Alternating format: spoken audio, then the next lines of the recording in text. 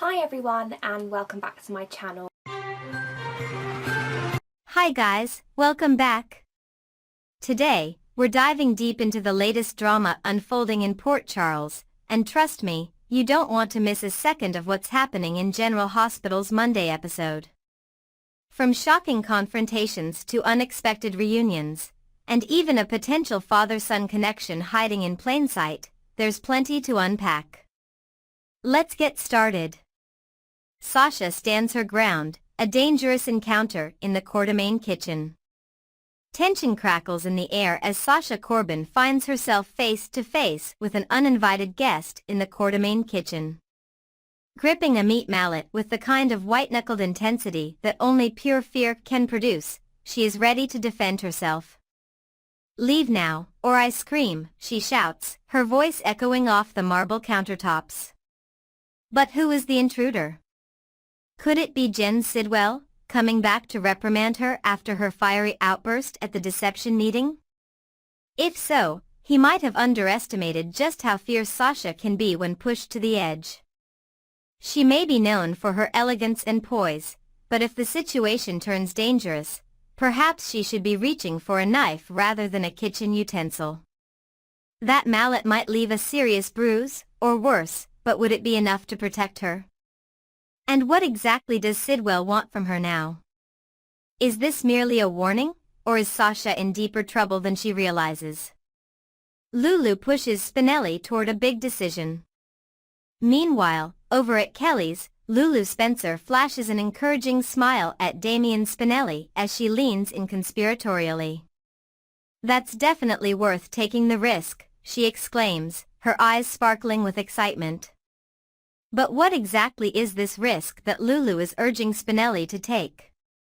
All signs point to his relationship with Maxie Jones. Once upon a time, they nearly made it to the altar, only for fate, or nerves, to intervene.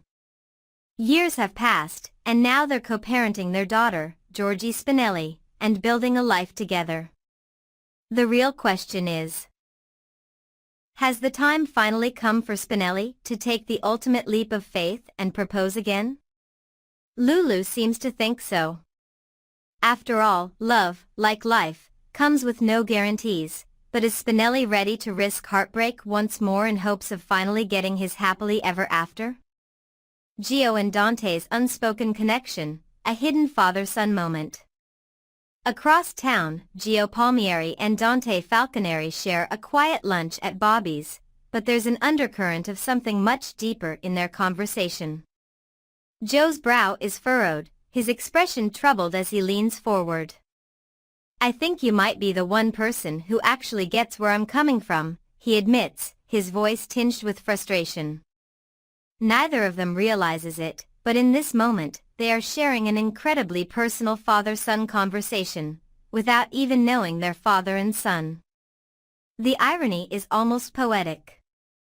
Dante listens intently, unaware that Joe's experiences mirror struggles he has faced himself.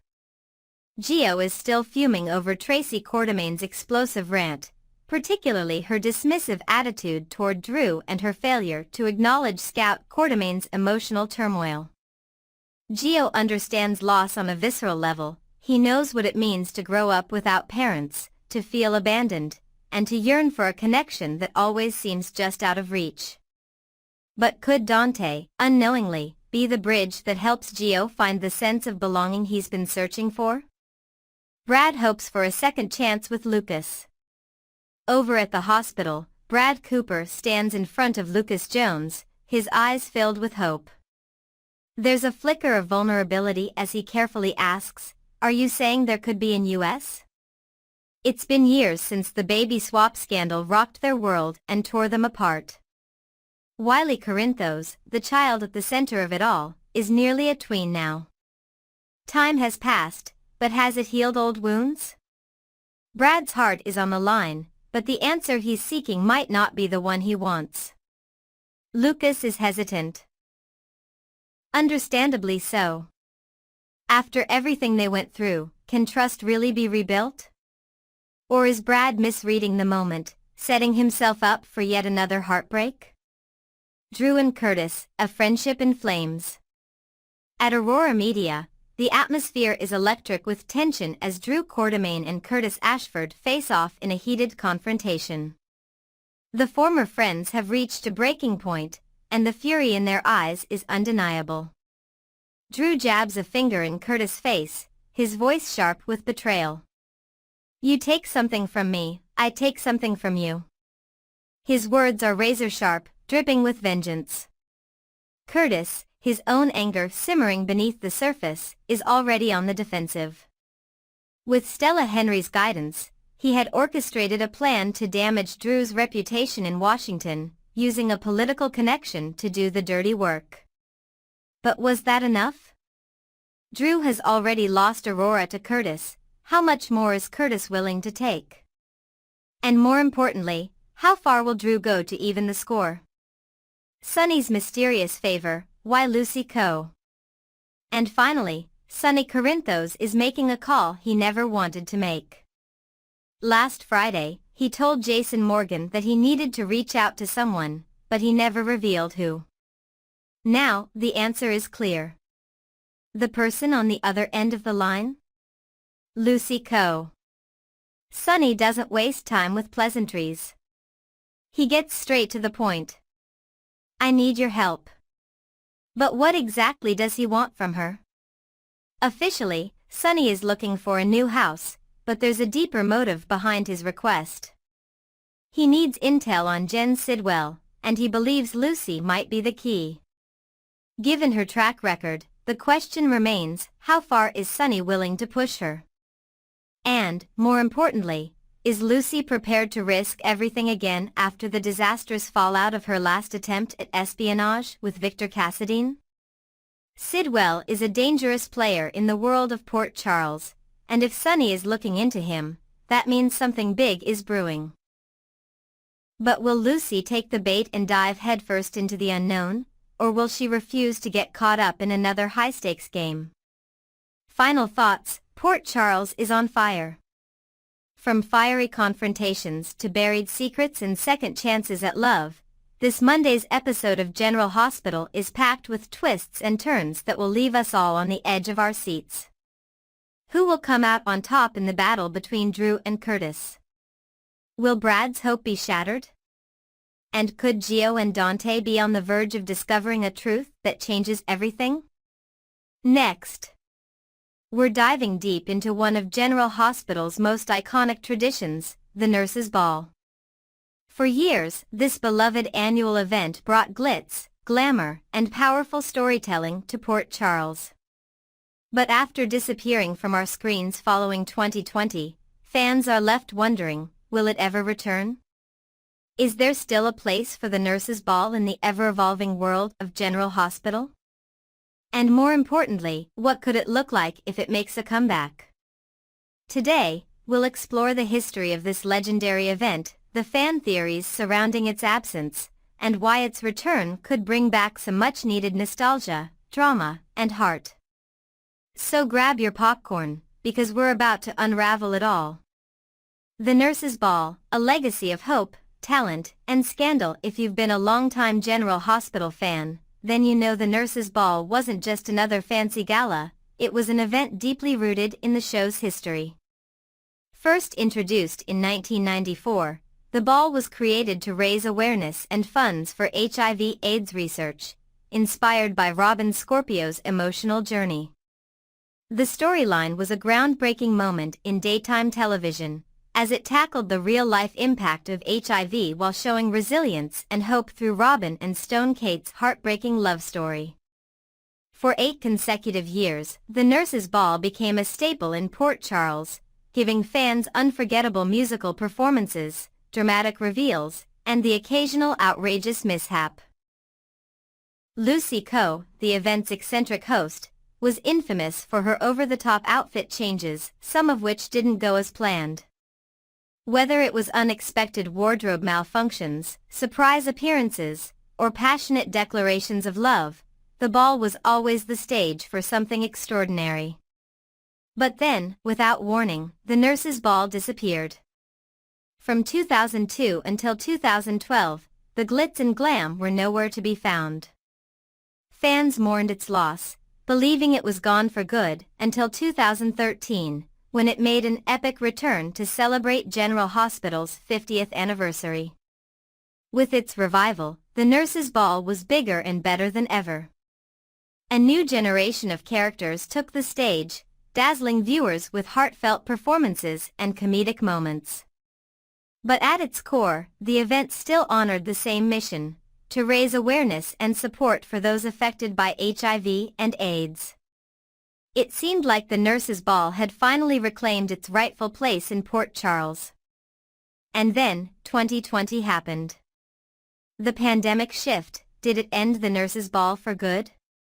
The world changed in 2020, and so did General Hospital. Instead of its usual grand spectacle, the Nurses' Ball was reimagined as a telethon.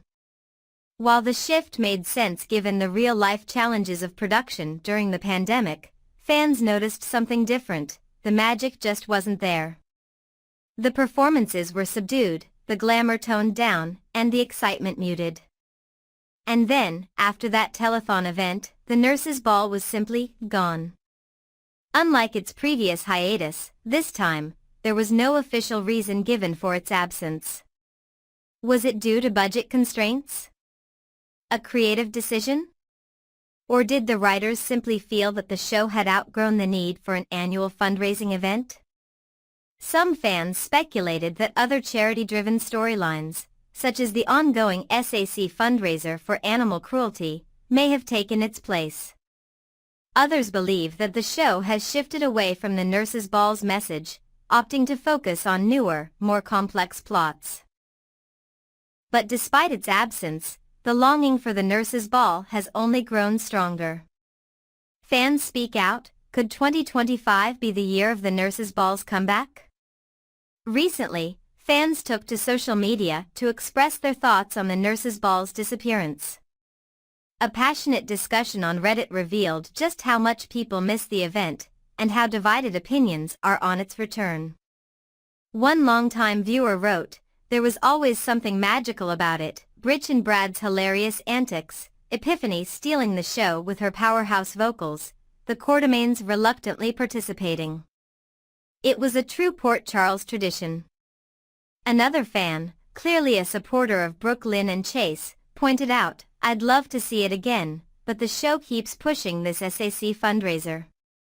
If they're focusing on that, I don't see them squeezing in the Nurses' Ball this year." However, not everyone is convinced that a return would be the same. Some worry that if the Nurses' Ball were brought back, it might not live up to expectations. Would the performances still have the same charm? Would Lucy still be the host? Would the ball still serve its original purpose of HIV/AIDS awareness, or would it be rebranded into something else entirely? A perfect setting for drama: what if the Nurses' Ball came back with a bang? One of the most compelling arguments for the Nurses' Ball's return is its potential to create some jaw-dropping drama. Let's be honest, Port Charles is never short on chaos, and a major event like the Nurses' Ball is the perfect stage for secrets to be exposed, relationships to unravel, and rivalries to explode. Imagine this: Sonny Corinthos attends the ball, seemingly for a night of elegance, but behind the scenes, he's keeping tabs on Jen Sidwell. As the performances go on, tensions rise, and before the night is over, a shocking revelation about Sidwell shakes the room. Could it lead to an all-out mob war? Or what if Lucy Coe, after years away from the limelight, makes her grand return as host, only to find herself in the middle of a scandal? Maybe someone tries to sabotage the event, exposing Port Charles's deepest secrets live on stage. And let's not forget the romantic possibilities. The Nurses' Ball has been the setting for countless proposals, breakups, and passionate confessions. Could 2025 see a surprise engagement? Or perhaps a long-lost character crashes the event, throwing everyone's lives into turmoil? The possibilities are endless. The verdict: will the Nurses' Ball ever return? So, after all this speculation, what's the truth? Is the Nurses' Ball destined to remain a thing of the past, or will it make a triumphant return? At this point, General Hospital has yet to confirm anything, leaving fans to wait and wonder. However, if there's one thing we know about soap operas, it's that nothing stays gone forever. Whether it's a long-lost twin, an unexpected character revival, or a forgotten tradition making a comeback, General Hospital has a history of surprising its audience. The real question is, if the Nurses' Ball does return, what will it look like? Will it keep its original purpose? Or will it be reimagined for a new era of storytelling? One thing's for sure, Port Charles hasn't been the same without it. Final thoughts, would you want the Nurses' Ball to return? Now, it's time for you to weigh in. Do you think the Nurses' Ball should return in 2025? If so, what kind of storylines would you like to see unfold? Should it stay true to its roots, or evolve into something new? Next, we're diving into one of the most heart-wrenching storylines unfolding in General Hospital, Chase's devastating struggle with sterility and the emotional turmoil that has followed. Fans have been glued to their screens as Josh Swickard delivers one powerhouse performance after another, portraying a man caught between love, loss, and the desperate hope of building a family with Brooke Lynn. But as we all know, no good soap opera story is without its secrets, and the revelations on the horizon promise to shake Port Charles to its core. Let's unpack it all. The art of playing the good guy, why Chase's character works so well. Some characters on General Hospital exist in shades of gray, constantly towing the line between hero and villain. But Chase? He's one of the rare few who remains steadfastly good, and yet, he never feels dull or one-dimensional. That's a testament to Josh Swickard's effortless performance, which brings a warmth and sincerity to Chase that makes you want to root for him, no matter what challenges he faces.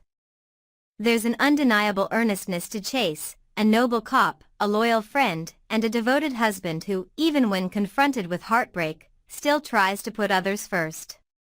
It's easy for a good guy character to fade into the background, but Swickard ensures that Chase is anything but forgettable.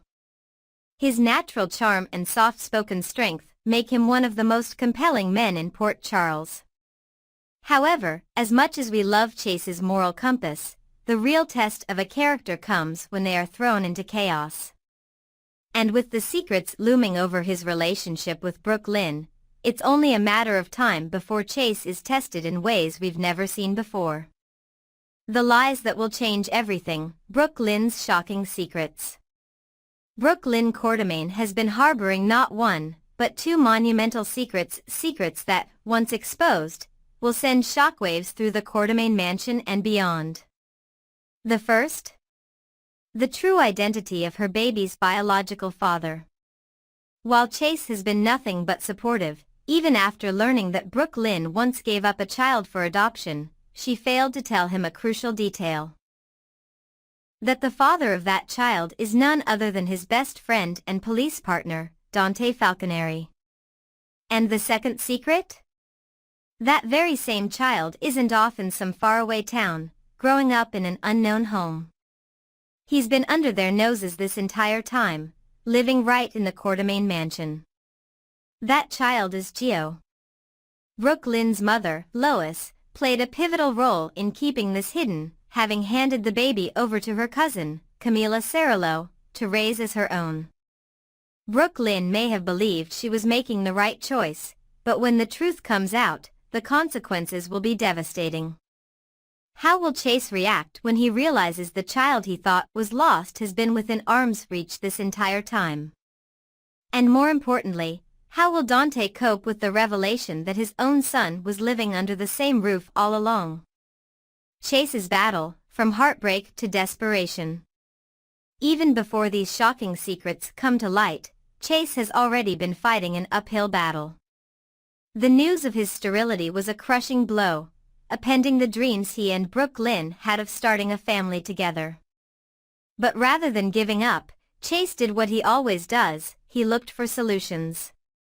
In a desperate attempt to salvage their hopes of having a child, He even suggested an unconventional route, using his brother Finn's sperm so that Brooke Lynn could still carry their baby.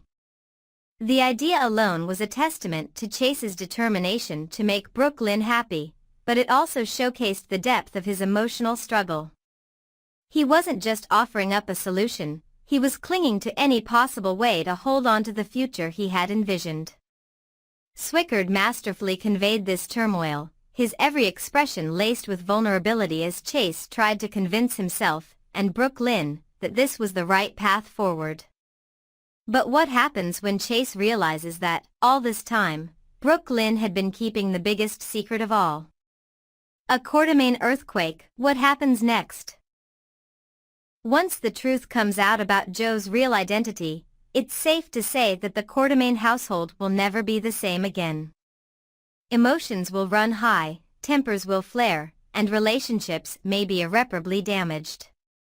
For Chase, this betrayal will cut deep, not just because Brooke Lynn lied, but because Dante, his best friend, was unknowingly at the center of it all. How does one recover from that? Can Chase forgive Brooke Lynn for withholding such life-altering information? And what will this revelation mean for Geo, who has grown up believing one story, only to have his entire world turned upside down? It's a storyline packed with emotional complexity, and if Swickard's past performances are anything to go by, we're in for some of the most gripping, gut-wrenching scenes of his career. Chase has always been the man who puts others first, but will this be the breaking point that finally forces him to think about himself? Final thoughts: a storm is brewing in Port Charles. At the heart of this storyline is one of General Hospital's most compelling questions: what happens when love and trust collide with secrecy and deception? Chase and Brooke Lynn's relationship has been built on devotion and mutual respect, but can their bond survive when the truth is finally laid bare? Josh Swickard has already proven that he can carry the emotional weight of this role, but what makes this storyline particularly exciting is that it gives him the opportunity to truly explore Chase's breaking point. Will we see a darker side of Chase? Will he take a step back from his role as the nice guy and demand accountability from those he loves? One thing's for sure, this storyline is only just getting started, and the fallout is going to be explosive. So, what do you guys think? Will Chase forgive Brooke Lynn? How will Dante react to learning he has a son? And what will become of Geo once the truth is revealed? Let me know your thoughts in the comments below, and don't forget to like and subscribe for more General Hospital breakdowns. Until next time, stay dramatic. Thanks for watching, guys. See you soon. Bye.